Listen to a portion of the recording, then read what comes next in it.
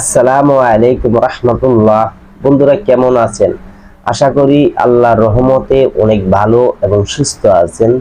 দেশে এবং প্রবাসে যে যেখান থেকে ভিডিও দেখছেন আপনাদেরকে অসংখ্য ধন্যবাদ জানাই। আজকে আমি এমন একটি ভিডিও নিয়ে হাজির হয়েছি যে আপনি শুধু আল্লাহর একটি নাম দিয়ে পরীকে সাধন করতে পারবেন। একদম সহজ আমল, শুধু একটি নাম, আল্লাহ পাকের একটি নাম আপনি পাঠ করবেন, আপনার সামনে পরী উপস্থিত হবে ইনশাআল্লাহ। এমন একটি আমল নিয়ে হাজির হয়েছি। যারা নাকি অনেক আমল করেছেন পরী সাধনের জন্য, পরী কখনো কাছে আসে না। আজকের যে আমলটি দিব শুধু একটি নামের গুণেই, একটি নামের উসিলায় ইনশাআল্লাহ আপনার সামনে পরীকে উপস্থিত দেখতে পারবেন। এমন একটি আমল নিয়ে হাজির হয়েছি। যারা দেখা যায় অনেক জায়গায় আপনি পরী চালান করে আনতে চান বা কাউকে টাকা দিয়ে আপনি পরী আপনার কাছে আনতে চান, তাকে দিয়ে আপনি যে কোনো কাজ করায় নিতে চান, তাদের জন্য আজকে এই ভিডিওটা নিয়ে হাজির হয়েছি। শুধু আল্লাহ পাকের একটি নাম পড়ে আপনার সামনে পরীকে হাজির করবেন। তো যাই হোক বন্ধুরা, এখন অনেকে বন্ধুদের মনে প্রশ্ন জাগতে পারে যে আল্লাহর নাম দিয়ে কি করে পরী সাজানো হয়। আজকে আর যেই নামটি বলবো ইনশাআল্লাহ আপনি কখনো মিস হবে না, আপনি কখনো ব্যর্থ হতে হবে না। আপনি অনেক ধরনের আমল করেছেন, সারা জীবন আপনি অনেক সাধনা করেছেন, পরীকে দেখতে পারেন না। আজকে যেটা দেব ইনশাআল্লাহ আপনি পরী আপনার সামনে আসবে আসবে আসবে। তো যাই হোক, আজকে এমন একটি ভিডিও নিয়ে আসার উদ্দেশ্য হলো একটি, যে অনেক বন্ধুরে বলে থাকি আমরা আসলে অনেক লম্বা টাইম নিয়ে আমল করতে পারি না।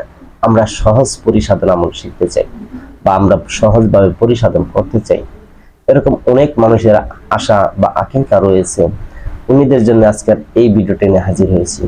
আপনি ধরে রাখেন, যদি এই নিয়মে এক সহজভাবে পরিসাধন করবেন, আজকের এই ভিডিওটা দেখে আপনি শিখে রাখেন।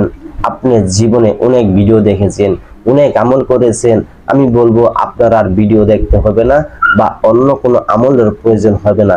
শুধু আপনি এই একটি ভিডিও দেখে যদি সঠিক নিয়ম আমলটা করতে পারেন ইনশাআল্লাহ আপনার সামনে পরী উপস্থিত হবে ইনশাআল্লাহ। যাই হোক বন্ধুরা, এমন একটি ভিডিও নিয়ে হাজির হয়েছি অনেক বন্ধুদের রিকোয়েস্ট করার কারণে, যে সহজ আমল তারা চেয়েছে, আমি আজকে সহজ আমল শেয়ার করব।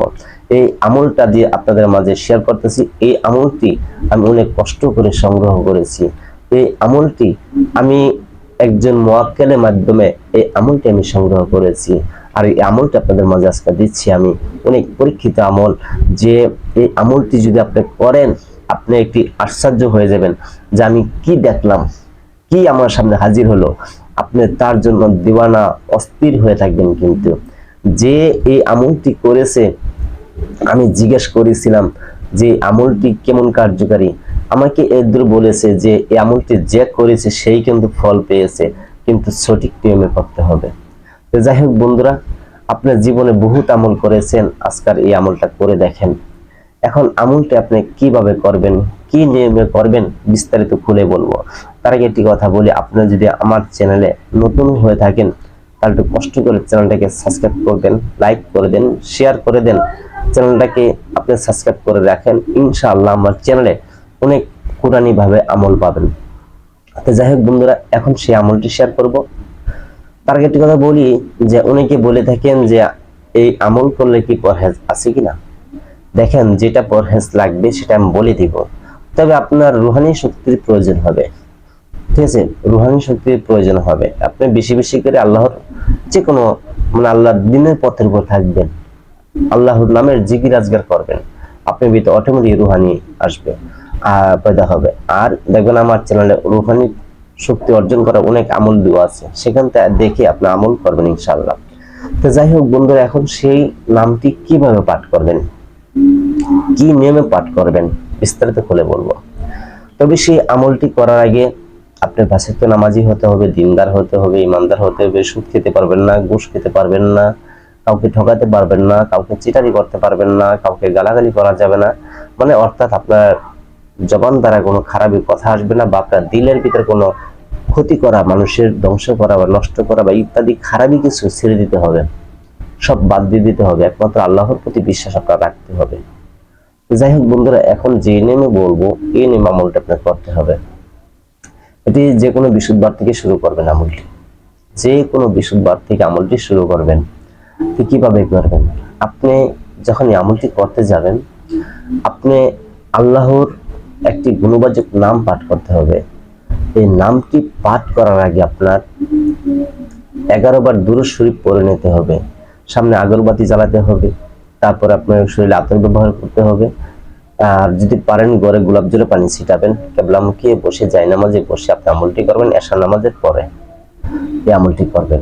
তখন আমলটি যখন করবেন, যখন আপনার দুরূদ শরীফ পড়া হবে, হওয়ার পর আল্লাহর একটি নাম শুধু পাঠ করবেন, একটি নাম পাঠ করবেন, আর কিচ্ছু না।